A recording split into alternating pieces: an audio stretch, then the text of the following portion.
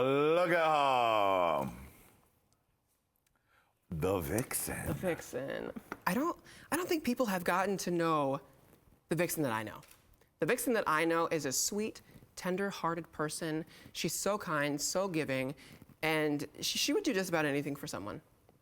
What's a hangout moment with the Vixen that, people see the tough Vixen or the on TV Vixen? Like, what's another side of Vixen that you guys have had when you're hanging out or talking on the phone? She has been that friend that I call when I'm struggling with life. Like, oh, girl, pick up the phone. I'm having a bad day today. I need to tell you about it. I need to vent to you. I need to talk about it. Let me know that I'm not the only one experiencing this. This is, I need someone else really there to go through it with me. And I was going through a really difficult time this past fall, just kind of with the change of life, and the season had ended, TV time had been done, and now I was truly figuring out what was going on with life. And on the season 10 tour, she really was there for me for a lot of conflict of my life, of just the fact of life was different. And I was just trying to weed myself through it and figure out what I wanted to do. What was some of her best advice? Some of her best advice was to stop thinking. She always tells me, she's like, Blair, stop thinking. She says, stop thinking and just start being. And not all those words all the time, but she really just kind of offers herself as like a really friendly person to just kind of, rely on. Now, do you ever have to comfort her when she's dealing with so much negativity from the internet? We have. She puts on a really great front. She's a really strong person, or at least she shows herself as really strong to me. Yeah. Because there has been a lot of internet controversy. She has stirred up some things online, and personally, she deals with it really well. And she tries to show that it's not bothering her. And I always remind her too. I was like, you know what? You can't let it bother you. You can't feed the trolls. Right. Because what the trolls eat and munch on is a negativity, and they're just going to grow stronger with that. And I think she's done a lot better job of just kind of pushing that to the side. Look at her. I knew this was going to come up. Of course it did. Yes. I knew you were setting me up for this one. They were doing a Pride event in Canada, and Bianca Del Rio made a joke about rape. She made a rape joke about me, and definitely was like laughing about me and saying that I was using my personal stories for personal gain, some sort of thing. And she was definitely saying, if you haven't been raped, you're ugly. Wow. So I'm going to drop that there. But I will say that people have asked me to comment about her, and I think people have wanted me to comment negatively about Miss Bianca Del Rio. And I will say that I respect her very much as a person. I love her as a person. I see her for who she is, and I really respect her career. I don't hold anything negative against her because I think we all say things, and I'm in no place to judge her. But I would be lying if I said that it didn't upset me. Because it definitely upset me. It definitely hurt me. And I definitely felt some sort of I felt like it was my job to kind of let my fan base know that people who say stuff like this, it's not okay. And because I related to that, I have so many people that do relate to my story, and so many people that are following, my journey and everything that I talk about and my platform, because it is so heavily based on what I reveal on Drag Race. So I almost felt like it was a duty of mine to kind of settle the air a little bit. Yeah, and do you feel like, because the Drag Race fan base, sometimes if one queen gives them permission to make fun of something for someone in that way, that then it opens the floodgates. Did you feel like that was something that happened after that? I don't think that any type of joke to be made about rape could be an open floodgate. I don't think that's okay. And No. But especially, I have to detach myself too, because obviously that's something that's specially connected to me. There are things that I don't understand and things that I don't connect with that I may hear a joke and maybe I'll chuckle. I don't know. So it's something obviously she doesn't connect to, and it's something that rubbed me the wrong way, but it was definitely a test to me. Yeah. For sure, to kind of say, not everything that is said is an attack.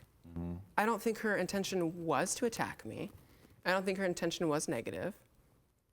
And if it was, I forgive her.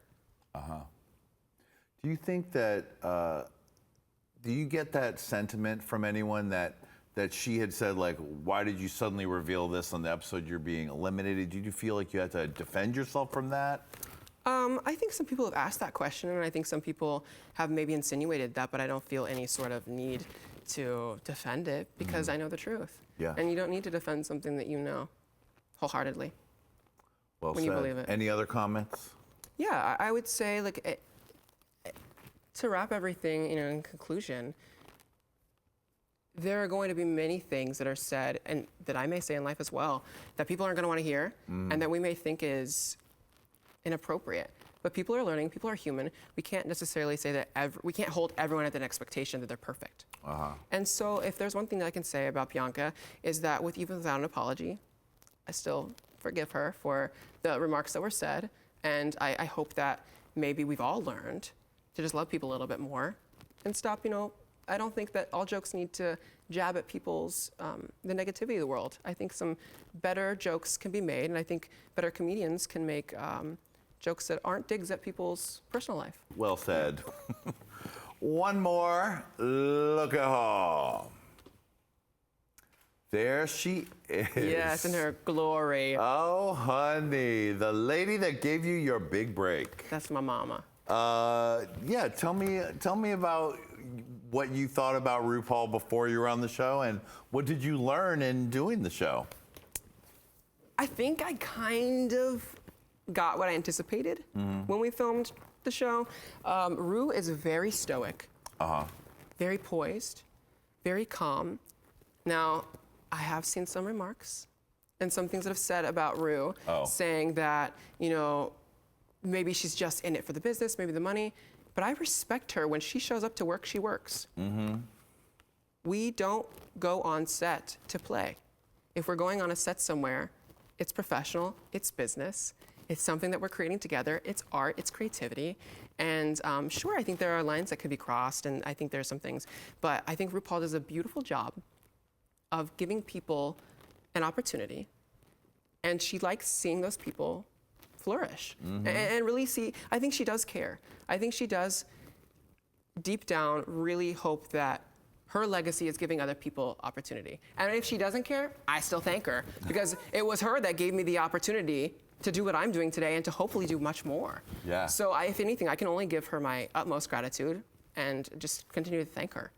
When you revealed, your truth about your assault, was it surreal not only having to reveal that, but there you are revealing it to RuPaul, Michelle, and all of that? Yeah. Was that a major mindfuck? Yeah, it was. I never was really incredibly starstruck, I guess, by them. I think like when you're sitting in front of someone in person, it becomes real. Right. And in that moment, I just felt like I was having a conversation with myself. And I also forgot many times when we were filming things that it was being filmed. Really? Many times I was like, I forgot, like, oh yeah, this is all going to be shown on television at a later time. Right. You know what? It feels like this is happening in current time. This is going to be happening right now. And you forget that there's an edit of that later that's going to be produced. And so that was a time with me and myself and I on a stage in a soliloquy and just forgetting everything else in the world. Yeah. Yeah, it was a surreal moment. You have, I think, few in your life, and that was a big one. It sure was. And you really took it on, and you did it, and now look at you now. She's growing. Free, powerful, Free, gorgeous. powerful, and she's moving on.